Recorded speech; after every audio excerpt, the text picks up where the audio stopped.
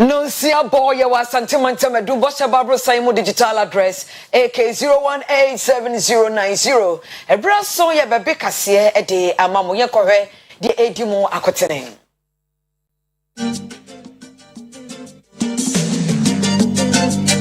Yabesha see free Otiman Temo Nan Quanta South in Tawantawabi Abaho Ama. I remember some nipa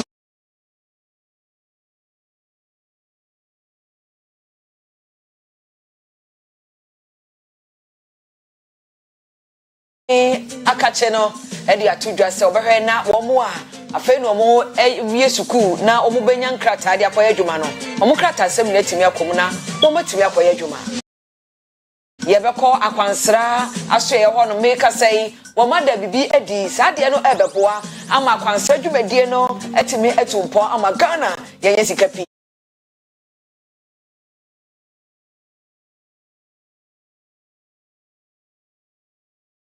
Israel for entawa no Kenya kopo boa no motwe Ghana yembre wo mo se ntokwa no ekoso no wonu begina broni beka se obepo so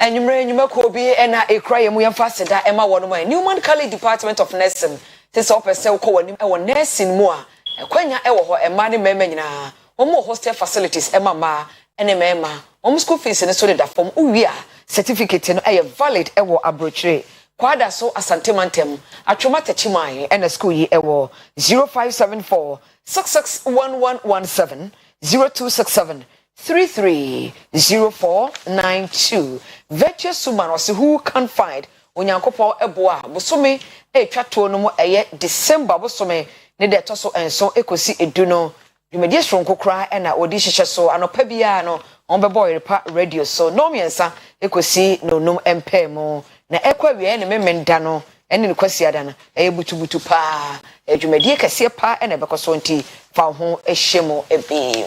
midi edi Piesie Lardi memamu nyina adwo ensem no enchiremo enie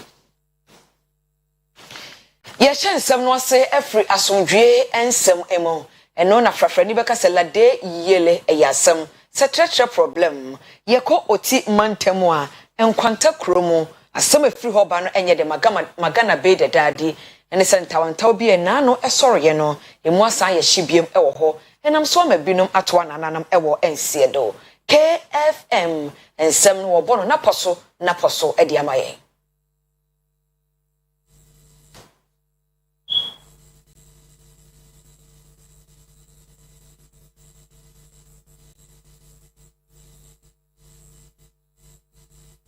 yo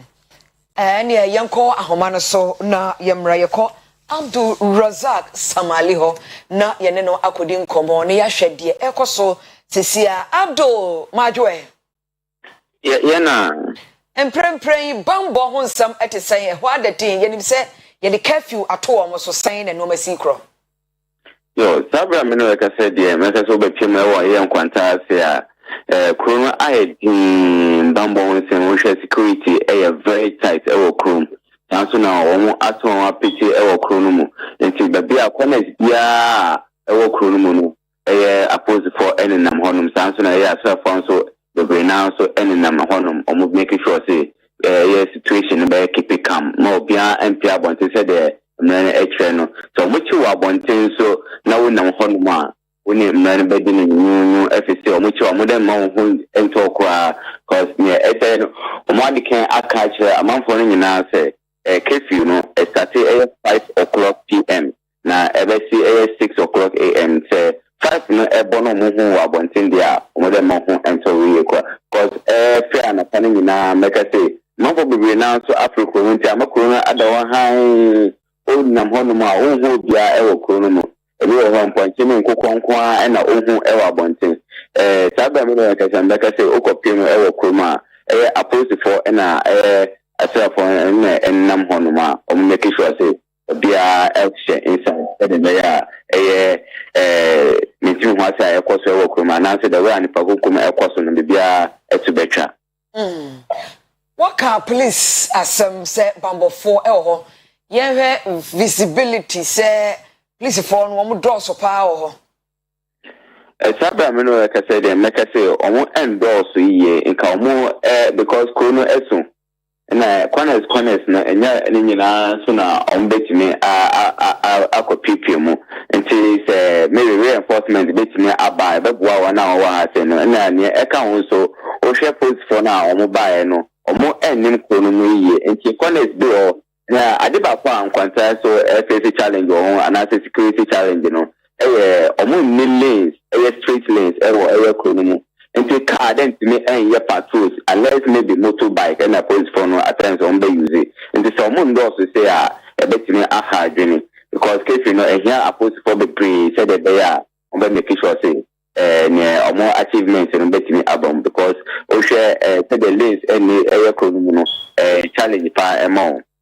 Yehu police for track bi obo car bi say etwa motive ne so a enipa edam nyankopon efom nsi areho pa enra ewienu mu no yete se nipa bensia na efremu na nipa nsia police ni ana police for eka ho a yede omo akogu ayaresabia yehwe omo a no omo wo ayaresabia ese no omo condition no critical chese anu odin emprempren saying sitie yo o hwe wana onde on kwa ayaresabia no make say nkwanta say no mo transfer bebre na ekọ kwalebo police ni na onso eproye no mo transfer na ekwalebo na wana omo eto ma na say omo na me fan say bullet na shedan ka omo ye ahead of the 40 million man so me on some in the stadium so omo ajaja omo e say wana on ka bebi so me fan say omo omo ko mortuary. Okay. Yedase enyumere obetimi asisu dua nipa omo free mo dodo.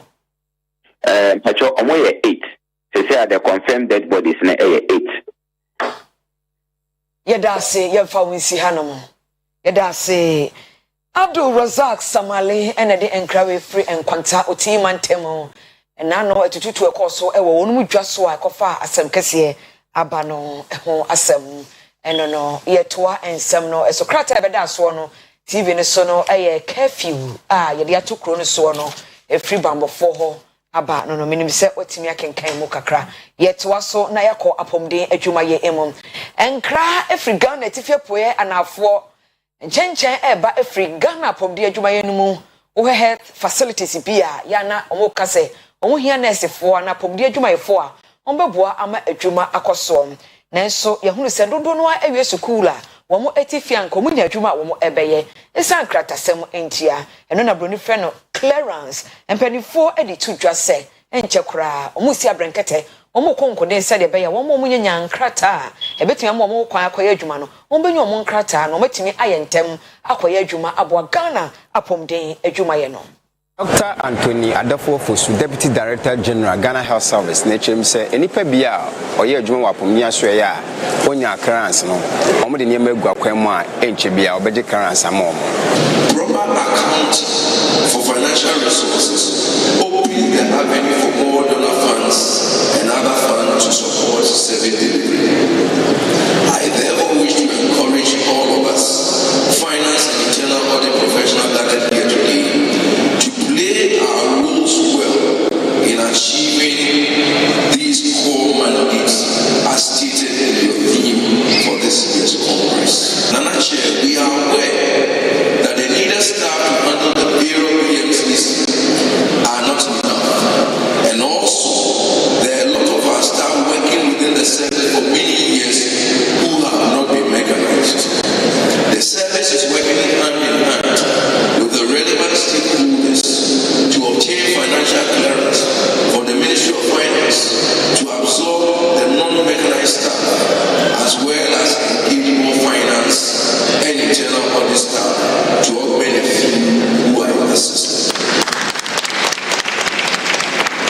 Distinguished ladies and gentlemen, this will enable segregation of duties. Innovative solutions and technology to optimize resource mobilization and financial accountability. This can include the use of digital platforms for fundraising, electronic health records for efficient data management, and telemedicine for remote healthcare delivery. 8. Collaboration with donors and development partners.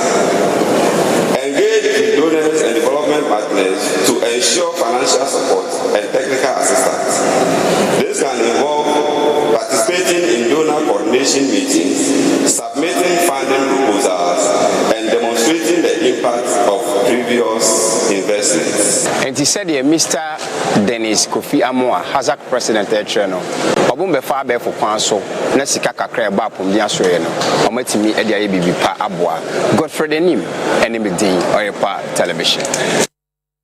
Ghana and Noma Pa ye war, any Noma Pa, Oman for bon continent ebeshe, a tourist site no any day. Omadi Jumasron Kubia Ebeboa Amanakoso, Amoma for Ato Santene Ajipum Ababeshe, and no freno a year Liberty Card, and Cramantemo na Jumedian Ekosono, or Fre His Excellency Daniel Mahongo, Zambia, Namusini Awo Maimo, Eba Jumedian was say, now say Brenwa song, Tam ya Kaise, a Bibrum Hen never cambum ayabako, Nienya Anamuntusrum Kubia Beboa, Amaya Kwansrano etumi Akoso, Ewo and Cramantemo, Sia Fibiano. Ghana your diason say ye betime enya ifasubum be opepe enum 5 billion every akwansere dwuma na card fufuro ya o ma launch no e betime aboa ma sa diason no abem. Accept it, nobody will accept it. Let's own what we have to spread the good news to ensure our culture and tourism becomes the currency of Ghana. And by extension, Africa. Zambia, as a brother to Ghana, is also believe in whatever we are doing, do it with all energy and zeal. And a time will come that Ghana will be Ghana, and everybody will come to Ghana. The National Commission on Culture is part and parcel of this, and part of this journey, and we want to be on the road together to ensure that culture is being mainstreamed into national development. When that is done, tourism becomes a bonus and it becomes something that we live with every day and become part and parcel of us. Feel and wish to commend the team which is behind this initiative to say, job well done. The executive director said as we are coming into this, say that you see, I've been to Zambia before, and I was well received and saw the sites which are there in Zambia. I said, look, we are one. As Africans, we need just to team up and make a big force so that the tourism in Africa must be benefited. Not only extend this invitation to the executive director and the chairman, but to everyone in Ghana that Zambia is open for everyone to visit. For the past 17 years, I had 2 years, so I have vision and I said, domestic housing from the grassroots. The person said, who might be quite any man? I said, one can say, and I will believe you, who might. The young man, but I don't see, I said, 1,000. The idea was so we are finding Mushu, Undi, Diani, Musha, Ghana, Tare, Untu Pine, into the 2 years. And I am say, Ghana, but I knew from me to say, what about tourism? I see. The what I said, DNA, but in I am so Untu Pine, is a amount. We eye akosombo dam ba wasaba enano obi akosombo dam wa enso no etwi form afo fie so na esese no ma pempem ankoma no make say aban no efred dom edom ode won ekoye no eye aban na musifo ahodo no a na wati ko bi ye interministerial committee eye aswafo mu committee on behwe amadwumadie no akoso se obehwe won mo ho akere won mo no eye madam akoso afrima ose opare ene da committee ya no obun konta akere emwododo a aban no e de ama won ne a won ho kere won to improving the social and economic conditions of all affected persons in the communities. As announced by the Finance Minister, Honorable Ken Ofori-Atta, during the reading of the 2024 budget and economic policy of government on the floor of Parliament, government has budgeted an amount of 220 million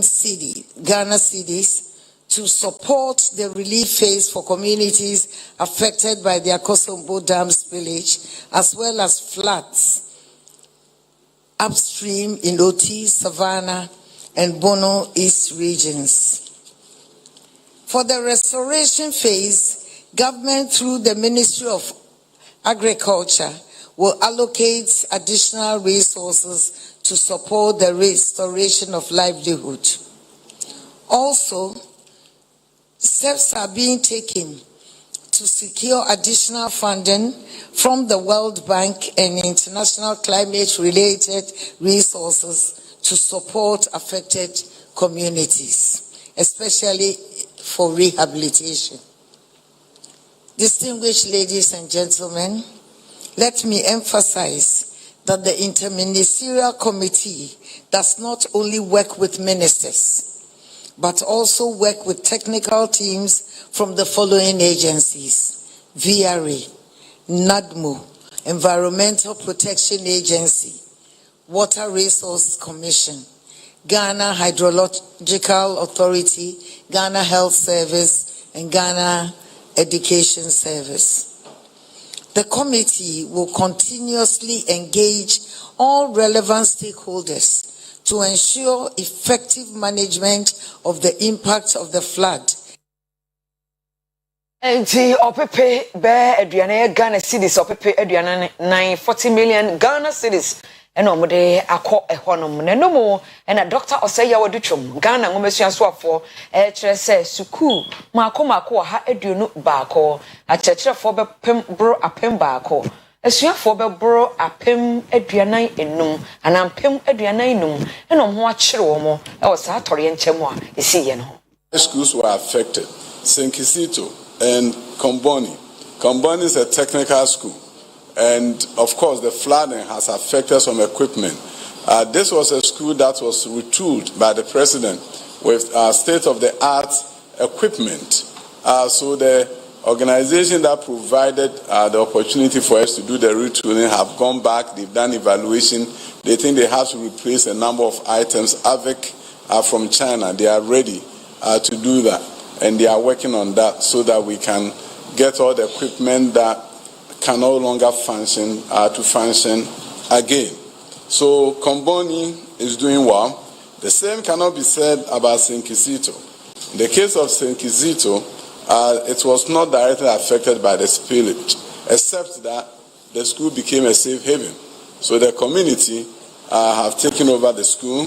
The assessment we did was that by the end of the week, we may get the community at a better location or safer place or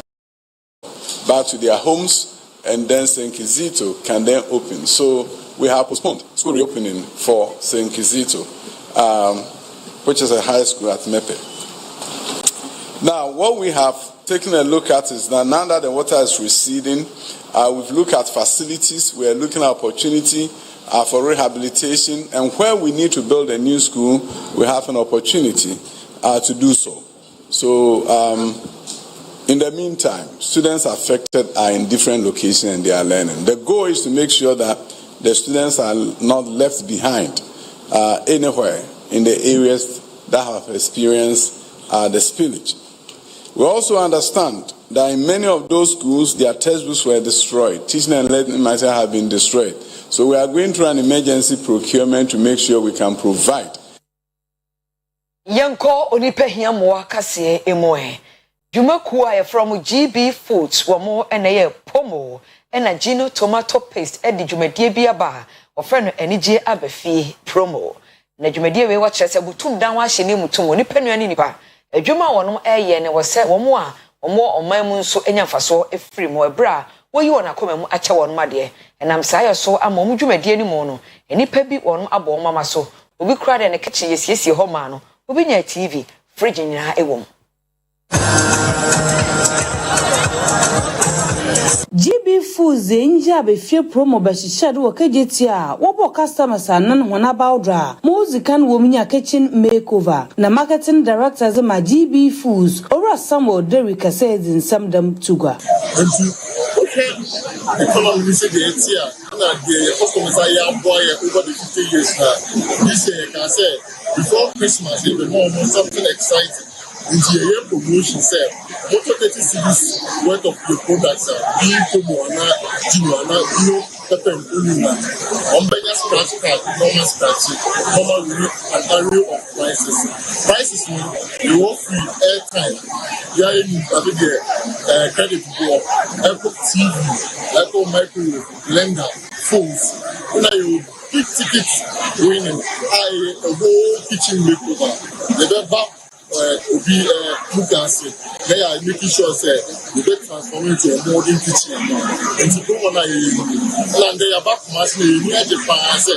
Massey from Bushway and love a buy you products. And the first boy I buy is a back in its layer. Don't I first winner kitchen makeover. In a second winner, 1 year, third winner, or we need to other consolation prizes are. Oh, and the last one I'm presenting the car was no national lottery about into collaboration to make sure that on the Heritage platform there is verification to show authenticity and credibility to original. Yanko engomesuamu womu a Ghana fe no moko senior high school no emre kakra nie se omo kwa ade e friend prospectus no ene no ma womu no babawo edoso pa nkasa aka kakra bi na ebi atwere aso soso ne dade fidie enyina wom ataje kakawe aje ne asomredwe na ene na aban na hunu se prospectus no mu no ma no ya na edoso dodo nti omo ade omo de aba e de akoma aban school senior high school so ahodo no se eno no mo fama enkwada no na ko bi omo frɛ omo ho champions of free education Africa omo se headmasters a omo hye aban ase no omo ni hyehyɛ so na eno na beboa ama ngomasua akoso omo yi mo omo de sa kratan aba se afi oman ni nyina obi a okosuku fufuro bia Niama was a tonne bacope. Say a trasua. A new said, I have 4 etias. And no other person. SHS school for any Tibet for 1 hour down and it will be a can be a etias. A new said, Obitra, a Shiana. I bind their tour, DS their tour. So, one more bus from in piano. A bassa na achia, Mwama or Mino, and Faso also when you're free SHS no, and Conkin. A person, Nipa was a cook school, say, Omochaji become be one, and 1 month of 4 into me and call school. Yasha will be no war at Presbyterian High School. Onya adia okosuaya maku enkunu ni nyina onya sasa nipa we ya de sa school fees echi aditua ebeka ho a ena nka wanya enkasa akonya ndia ekwa no ene daache mfaso anko de beba de ama oman no ene na busua no enka abono eno nti na ya pa akonya we so and they are catching assistant SHS schools in the say. A moment modern say, a summer abayaka say, Ma obi and fat and won't be and can't near my assume from Ranon. Omo ebedisu pepe. Dr. Eric Cancer any painfully formalize or harmonize prospectus aban. Yes, a baba young Algerine and holding a baba 37 yards, be a bit and in himself, I coba by all Miss Media houses, no crown and way dedicacy. Now, yet, since we are a bebo modern names and our schools are out. Ever the kind report to yes, me at the Oman take action. Say, petition to national security now with me investigation. Yanko ahafuano North Messino emo. All say ye ataju for one at de sanso mo enyamwa brofo kwansini kilometers ahanan aduonum back of 451 kilometers ye ba be ni ye ama mo ye wonum akwan asese no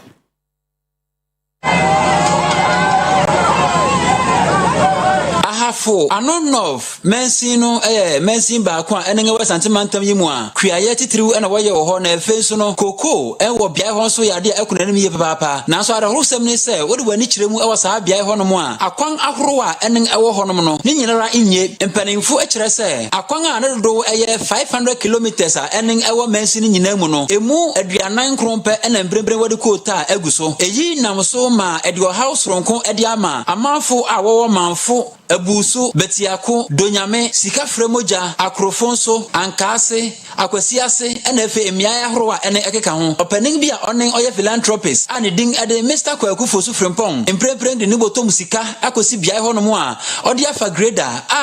okwan a ne kwansin 451 kilometers no emprempren woreba be so sadia be ya emonchimonka horo a ewo bia ho no wobetimi aso ano eyi nam so ma manfo ho abose papa ade aseda soronko ade ama opening yi ya district ya de wa mo wa say kwawe nu abaya djuma ni bia nu ha wo ha wo so ye kwawe de amaye enso du weekends ya wo de ka ba sini ko etwa mo ko dilo do over site enti ye kwawe di je na menu no kire ya blewa eni be but for be say when informants the ban no so to ma me no point me dey no food people ni we na me say na say enti ya ble to aba so ba bo ya dia why no mo ya ni say talent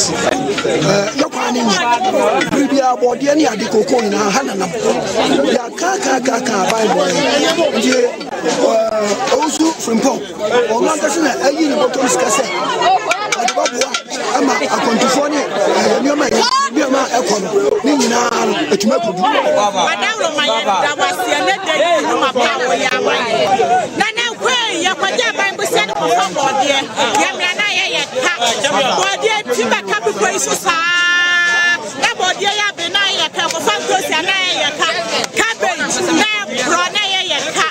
adai na ye sa wadawro maye ni so efe Mr. Kwaku Fosu Frempong KFL a imprepring opes wogina na wato ne so aba ekomrase begwam no ono so da ne trimupaw adi a wode di sa adwuma yi na ehwe ni manfo ya ye bre ehwe akwan a wo mensin since 1988 I started mensin by an act of parliament ebesi ne wo hwe ya kwan bi e wo hina 2010 population census almost 500 and something kilometers. Now, same report also has just 49 and 49 kilometers. Dry air bread,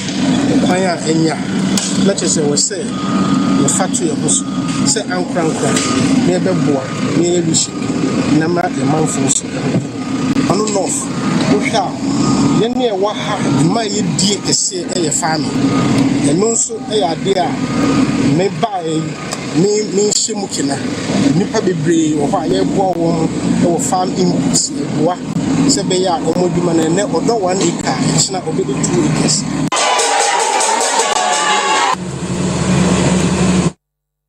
free ahafo anohonom na yemra atwoma wabiaja south yeko enebehi bofunase nana ofosuka si enen a otosomi na ye hene wo ho nana enso suku ai wo nebehi MA junior high school block ho wasiesie ne kama ama efefefe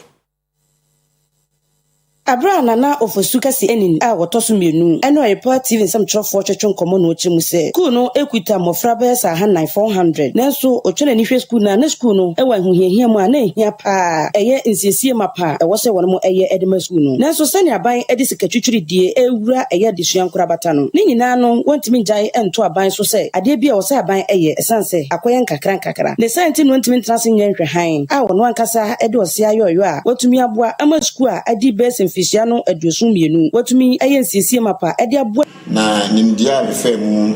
chefo an obodi mame eno a de kura me a me di bombra nti be be hu ni se school no agija asai kura bebedri kura na committee for ho pesenka o be sisi no mbabo mama ne ma ko hwe no ya se ha se ntumi anye kura afire na asai kura na nan se bi mu na mi twem na mtese committee chairman wonu obi yeko na fa school no ke se head mistress o na bona mane se chance ni bibiri tutukura nsu to ebugu demo afi echiro omukuma wo steps ni nyina bugu dana etantantan ti isamachi na mbisa committee chairman wo kam asem sem tim be hwe se ni sitie adwuma wo ho na so ni woni se mfie bibiri atwam nipa bibiri afema ko school amabia be so yen so nkole so da so ba na ho adwuma no riska so di ma former dia o ye missing be hwe no asisi ho kan ma me di me na kire se me kase me ya metumi aye ti me yese me sisi se le ba school no nkola wo fie ni be je ho no mo so timi abadi enti na me ye Munna na nadi tudwa se wodi afutuo mapa ma ahemfa won mo aka no empre bia no won momode aso betumi aboa ma mpuntu nyuma ahodo ne mpuntu a ebeboa won kuro no won ankasa de won ho ahyem no moye ma won tena se entwa aban no nko a sei na chechense mu efae de meka ne se kuro no de ayaya ahemfo no ye dia ne si dipisa se de betumi aka no fi se ne kuro SMC chama wo school ba ku bi primary ye ko we shop bi na mo kase sisi aban school no nya aban dia aban ye dia ba wo ye ma ye kurumafo no tie na kuru no ye dia se kuru susu betumpon agi se ngomesua no e wo soro na ma kuru na tumpon ti de meka che na no mo hemfu nyina ne ahemafo ne se e da ya ne ya na kuru ne hweso asante hen dia he sa hweso ma no nti kakra ye susu e ba ye nsem bia no ye nwene kuru ho na nye school kwa ade bi anipa nyina nya ho faso a ebebo kru no yenso yenfo ya ho de kakra ye bitu bi a yenfa moa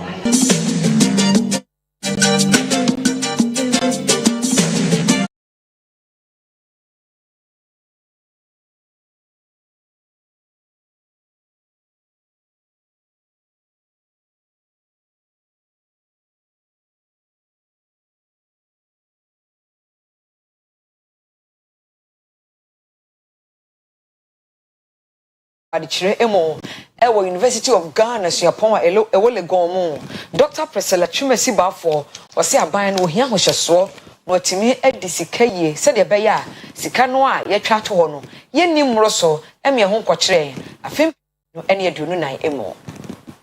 Ena Ghana sikasam sana hene yewura Ken oforiata ekomrahye begwam ede oman Ghana akwamosika ewa afimpinu ne adonu anan nimu no kotugwa emu ena wo kire se imprebreng aban no ye hye ahorowa enen ebetimi aboa se de be ya inflation ewa afimpinu ene adonu anan nimu no eso betimi atew abafom ensem yibeto ogwachi na nipa do na etimi akasa de afa ho eyinam so ma senior lecturer a wonen owo University of Ghana Dr. Piesie Lardi bafo a wonen so oye economists ade atugo akire se saban betumi anya single digit inflation ewa afimpinu ene aduonu anan target awode asi won ani suni mu a agese wo ye nhye ahorowa ene ngebetimi aboa sede be ya sede ese sika ewo sectors ahorowo no mu wo man Ghana mu no ye betimi atew so ode nsem yitugwa wo 2024 post budget forum a ene KPMG ena UNDP ere share so ena mami ere sansem yi ere tugwa that from where we have come from a single-digit inflation, the economy has gone through tough times, reaching an all-time high of 54%. And so, in that sense, the 15% is a moderate, what do we call it, target. Although I must say that it is achievable, but it has to be achieved with a lot of discipline, particularly discipline on the fiscal side. The gains we are seeing as a result of some of the constraints that have been put in place. And given that 2024 is an election year, it is something that we are watching the space to see whether the target is something that would be achieved. How food is one of the key determinants. And so, for instance, if the Planting for Food and Jobs program, the phase 2, is taking off with emphasis on placing value addition,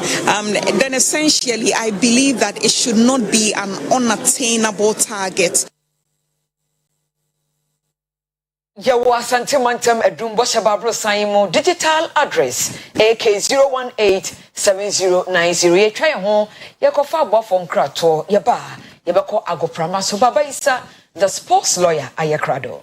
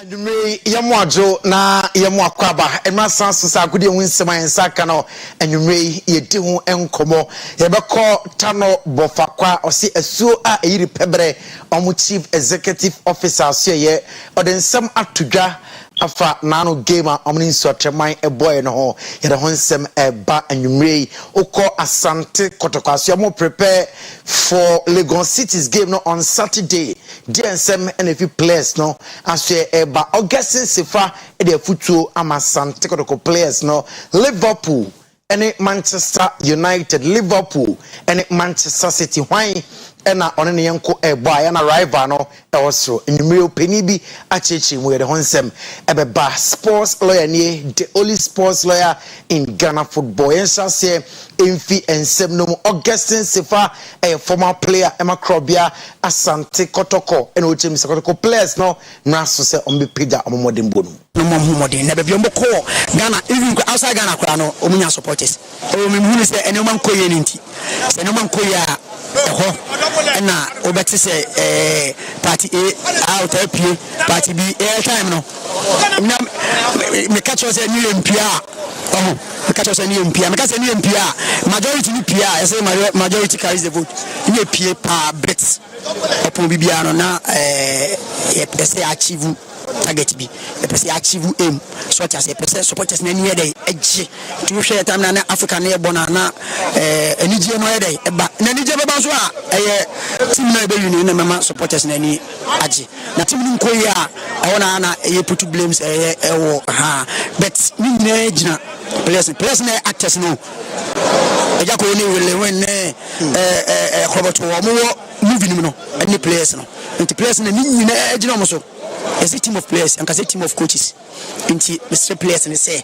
omumodin yen on e say player bi eko night club bi and I will play and I will anthem say dem ko ya asane mani nyina ma but dem ko ye dia supporters ne dia upompo de wo ye wa bontin bia no e be ye dey yela sitina Asante Kotoko asiye ye be hwe training na e course so ene na afere update ni na amaw enti se woni guso awhwa Asante Kotoko ena prepare nyankopon bo a Bet Power Premier League match day 12 ebetodwa ewo Sogakope omne Lagos Cities ena ebo ene players ahodo na Justice Nkunku Blay itime eco training na mohwe Danlad Ibrahim Moise Poate omunyina training Henry Kwabna ensu ene Muhammad Nuruddin Wema omunyina training ye nti players no omugusu a omotense omapom ewo Adako Jache a omohwe no se memenda wo ebetima nyankunimdie afri ho ebefi ho na yakọ Tano Bofakwa omasiye ose suo a eyiri pebre nyankopon bo a wo ebeto aso na be omabo omo games awodo no away from Sunyani Coronation Park na CEO NHM Sadabi bunonkoso bia ankoso emra omni nsu acheman ebo no no mokakura na omukana motia ese mo amutimi analyze na mofe say ye bruman koso e den na bitim ekwohye Chelsea obrekum e den na na no ye ni bitim ekobọ 1-1 ewo e den na nsu acheman ebebo draw ewo Sunyani nti atada bi na amanfo kasa asem na sabi e ye omadwene e no mafo mo no mode kasa ansensem na nokwa bia enim na Maxwell ensem na oni supporters no bi nyaa no asem no si ye na mimi ni sa ba bi asem no si ye no koten but atisam a memeti ye and say na supporters no be diti ye coach atem enti onmu diti ye coach na atem no onu fi say ne yonku coach and supporters no diti na atem say bi o kan say nkrasesem ne ne mo ye nti o kan say nkrasesem ne ne mo ye no omo no mo diti we na atem so sign respond to Maxwell and then akasakasa wo omontem I think that is what happened but so be kan say e bia here Bobroman Koso and nti na adena ye bofo de ye ko betimi an ko Bobroman Koso na ye person be Bobroman Koso ye home ground enti sahasam no de nya no kore na omo de sahade na shi omutirim no omo nyi sahade no mfi omutirim it is never true the fact is that clubs obuna half no doesn't mean say ye Bobroman Koso that is not true and anya no nti and man supporters no ne Maxwell enya akasakasa is because of in some 1 or 2 years and the American sa team DJ kakra ya eba hui but enya Bobroman Koso assembly and pacho yanko Gabi Agbonla ho na soye na nsem nyina ne se onim se Manchester United team na e kamia se Eric Ten Hag na ni team no o ma overwork Manchester United players no. Sent out his coaching staff. It will be the sports scientists, the fitness coaches who have maybe overdone it with it's only him. He's picked his coaching staff. Yeah, but that's the problem. You get these sports scientists come in sometimes. I remember we had some at Villa come in, these Americans. Honestly, mate, they were giving us like pre-season drills out like it was like in the army. Some of the things that we were doing, and like the Manchester United players probably spoke about it in the change room saying, this is too much. We feel tired already going into the start of the season. And a couple of seasons ago, I remember watching some of Spurs players pre-season. I think they were out in Asia somewhere with the humidity, and they're on the floor, nearly fainting from how hard Conte worked them. And it doesn't work. There's a certain amount of fitness players need. Overdoing it is going to affect them. Danny Murphy and to just say Manchester United and Liverpool and a rivalry no son City and Liverpool for us to have a chance. And has this become a bigger rivalry for Liverpool with Manchester City than the one with United? No, I think it's more meaningful, surely. Yeah, I think there's been some bigger games in recent years because of them fighting the title out. It's become more the games have become more pivotal and monumental in the moment, but the rivalry of Liverpool-Man U will always be greater than Liverpool-Man City, irrelevant of what's going on in the league. There's more hatred there. There's more rivalry. It goes back decades, that. The Liverpool-City thing would have to grow a bit more. Yeah. But you're right, yeah, there has been games recently where everything's been resting on it. This is a huge game. It's a big... That is all for sports learning. Enai homra eba nanama intifo ede nijide kase ebeswaso.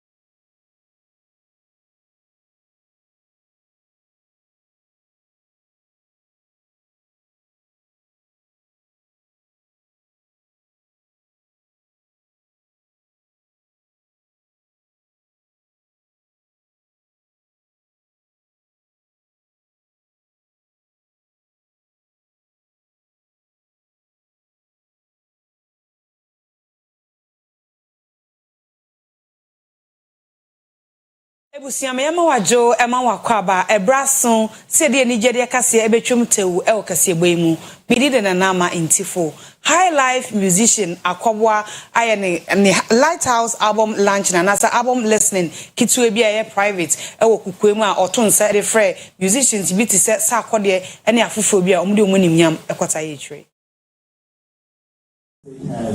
Okay, welcome.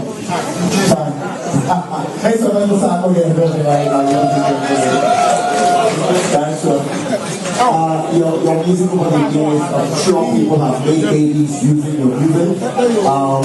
Relationships have been cemented.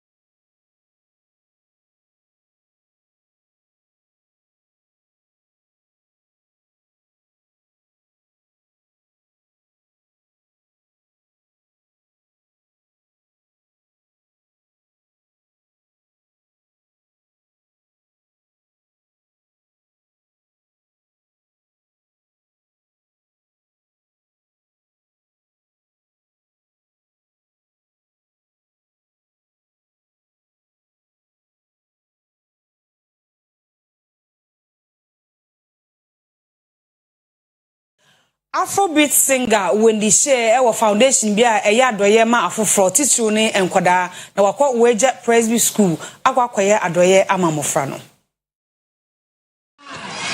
Can we do that? Shea foundation. Wendy Shea, let's go. Let's go. Make some noise, make some noise. Make some noise.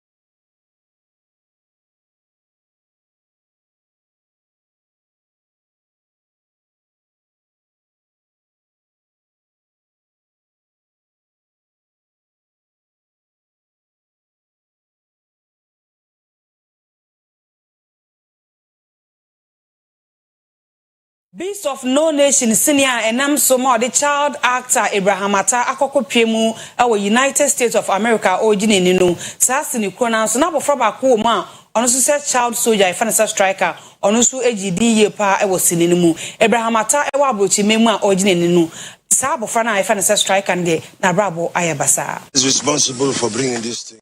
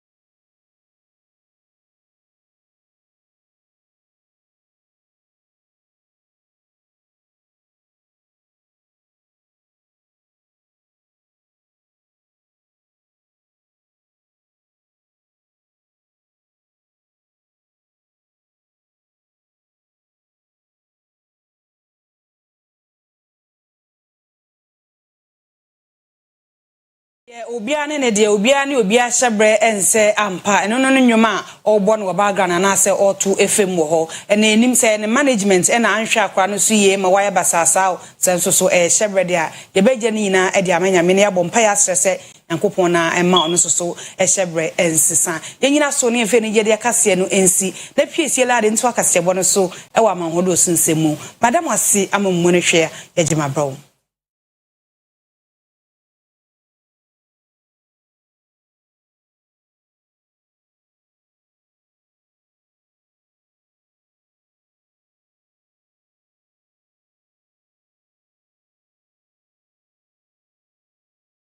emo na magana be de daddy yede Congo Brazzaville asam no enye de asam ni nyina ne se ofa omanfo amomo abaye soja na dwumadi a wodie no enam so amanipa bi obo peso a broni fen stampede no enipa bi ato nananom e won siedo Emebunu bia ope senka obekwa kwani so obenya akonya wo ahra adwumadi o Congo Brazzaville no arehosem cry efimu bane se stampede bia kwa kosi enam so ama emu aduasa enson ato anamo siedo ama afoforo pi na enso eprepra ye nyina kobai wa bra ahra adom ne betu dwa se wa bia pronto ho a wo fa enipa 1500 a wo fi ni wo eye efidun otwe ekopem aduonum eno na ekokoba se stadium a wo ye no nipa dodo na ekobo dompemo no edu ba bi no na watoto gate ahoduonum no mu ene nipa ye wadwen se obebu gate no na ankasa awuram se be ye betimi aselete omamo makodi soja adwuma ne bi ye nam so ama public prosecutor Oko Ngakala aba betwem se aban atoba so nko bi se onye nhwehwemu emfa se koba ya arehusemi esi ewo mani Hamas and Israel for tomamenton tawan tokwa ekoso nam so ama ni pampempem nkoma atwa nanano ewon siedo enkra eban de se Unyankopon eboa ochina anopa no nwotwe GMT tese entokwa no de be konkon ho yebroni ekase obepo so entokwa no a eno enam so mansan ebo wonum nsam e de ama won Efeti eno anaju da su mebe pema ne anopa ni awie nyina na nkasa dodo na ekoso ewo Palestinian ene Israel man ntem ni nyina ye kwan obefa so a nipa bi ya Hamas akofafo no mudu akosie no obegya omo eno mu ena abitodwa se omagye atomu a ene wagya ntokwa no se be ye obetimi agya omo amomako na nkra bi ma efirimu ba ne se Hamas akofo no asa de aba betodwa se we be ekina ebo anopa no ndu a ntokwa no se ba be hyase ye nam so ama amanseku batampanifo ahodo bi te se Antonio Guterres and Tedros Adhanom Ghebreyesus enyina aba betwemi se dinaye odi kasi ye ne ye na emom de toasen de nya de ye e wo hwe enim senka entokwane ne ya wogyan no ko be matu atwere de twere na asubri atimi aba mpotem ho aha nye de kase no nyina AC bosheba electricals ayenkane papa fi se usa ho akoto nkobo noso ani ntwobo na wayese so senye kama na ye ntebe nso a ebekwa kofa asem aba bosheba electricals de nkane ane papa wayese so papa enoma nyina Energy Commission of Ghana aje atom for 0322 030838 0541 125339 Channel Society 4 etimi betubi Newman Kali Department of Nursing so opasa wo ye nurse adwuma obesua wo kama bekoyie abroche kra certificate no valid asante mantem atwoma tachiman na school no wo hostel emama ene mema 0574 661117 0267 330492 Yedamwase sorry the bride of Judas ebeto asomedi edi Piesie Lardi.